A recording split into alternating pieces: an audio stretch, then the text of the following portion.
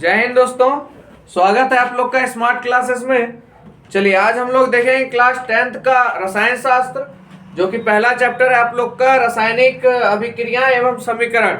इसका part 1 part 2 मैंने बना दिया, आज पार्ट 3 है, क्योंकि छोटा सा एक छूट चुका था जो उस वीडियो में नहीं हो पाया, तो आप लोग के लिए वो मैं लेके आया हूँ। ठीक है, तो देखिए इससे पहले आप लोगों ने रासायनिक अभिक्रिया के प्रकार के बारे में पढ़ा था। क्या क्या था भाई? संतुलित अभिक्रिया, वियोजन अभिक्रिया, विस्थापन अभिक्रिया, द्विविस्थापन अभिक्रिया, उपचयन और अपचयन। अब हम देखेंगे तापमान के आधार पर रासायनिक अभिक्रिया के प्रकार। किसके आधार पर बाबू? तापमान के आधार पर। ये दोनों आपसे एक एक नंबर का ही पूछेगा, क्योंकि इस पूरे चैप्टर से आपको 1 नंबर और 2 नंबर सबसे ज्यादा पूछा जाता है। ठीक है, तो देखिए सबसे पहले हमारा ऊष्माक्षेपी अभिक्रिया क्या है। ठीक है, तो देखिए जिस रासायनिक अभिक्रिया में उत्पादों के साथ ऊष्मा भी निकलते, ऊष्मा छेपी यानी ऊष्मा छोड़ के जा रही है, ऊष्मा क्या कर रही है? छेपी यानी ऊष्मा छोड़ के जा रही है, यानी ऊष्मा निकलती है, तो उसे क्या कहते हैं? ऊष्मा छेपी अभिक्रिया कहते हैं। ठीक है, जिस रासायनिक अभिक्रिया में उत्पाद के साथ साथ, उत्पाद किधर निर्माण होता है बाबू? इधर। उत्पादों के साथ साथ ऊष्मा भी निकलती है, उसे क्या कहते हैं भाई? वह क्या कहलाती है? ऊष्मा छेपी अभिक्रिया कहलाती है। अब इसका उदाहरण से समझेंगे। देखिए इसका उदाहरण हम लोग समझेंगे। देखिए यहाँ पे एक अभिक्रिया से आप लोग समझिएगा, ये हमने मीथेन लिया। ठीक है, मीथेन को ऑक्सीजन के साथ हम लोग जब दहन करेंगे, ठीक है, यानी मीथेन को किसके साथ? ऑक्सीजन के साथ जब हम दहन करते हैं तो क्या निकलता है? देखिए CO2 यानी कार्बन डाइऑक्साइड, H2O यानी आपका जल, और साथ साथ क्या निकल रहा है? यहाँ ऊष्मा। किधर निकल रहा है बाबू? उत्पाद में। तो जिस रासायनिक अभिक्रिया में उत्पादों के साथ साथ ऊष्मा भी निकलती है, उसे क्या कहते हैं बाबू? ऊष्मा छेपी अभिक्रिया। आप लोग समझ गए?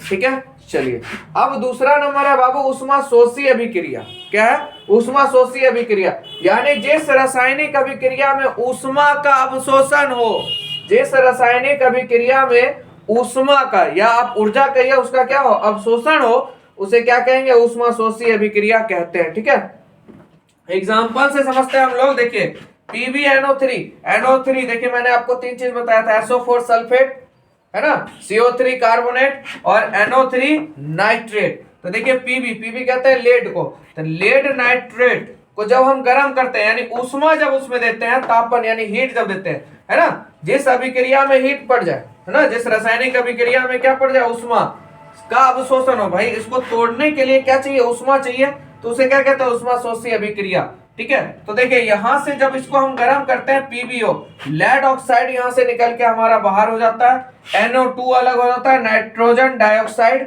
ठीक है, और O2 हमारा अलग हो जाता है। ठीक है, यहां तक आप लोग समझ गए?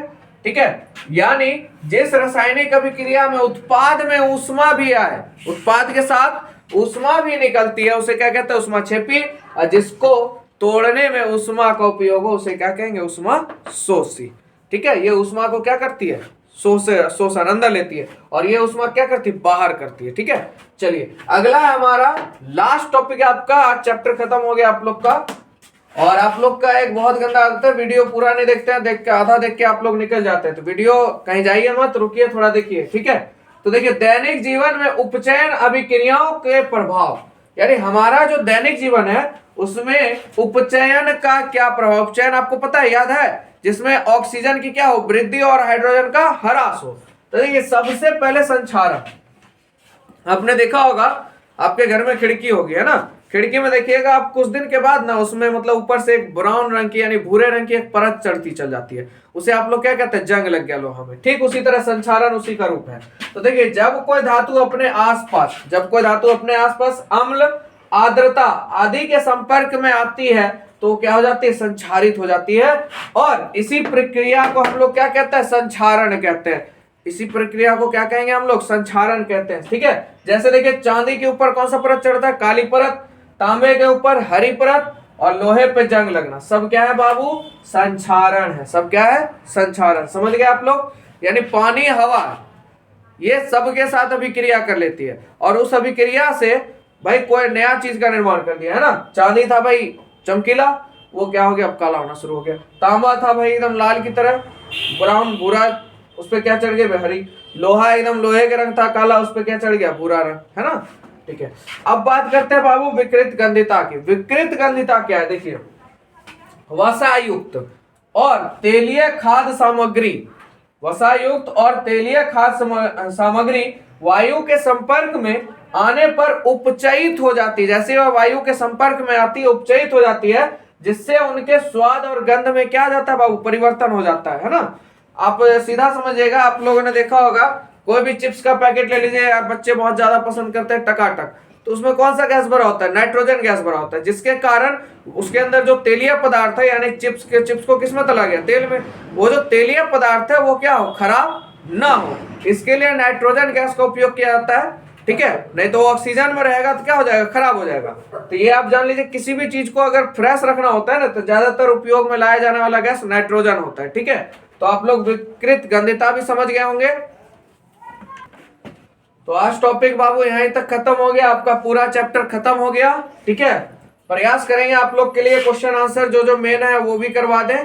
ठीक है, अभी तो थोड़ा एग्जाम चल रहा है, इस वजह से थोड़ा रूटीन मेरा ऐसे ही हो गया खराब। ठीक है, तो आप लोग को वीडियो पसंद आए तो चैनल को जरूर सब्सक्राइब करें, लाइक करें, शेयर करें। ठीक है, आज के लिए इतना, मिलेंगे आप लोग से नेक्स्ट वीडियो में।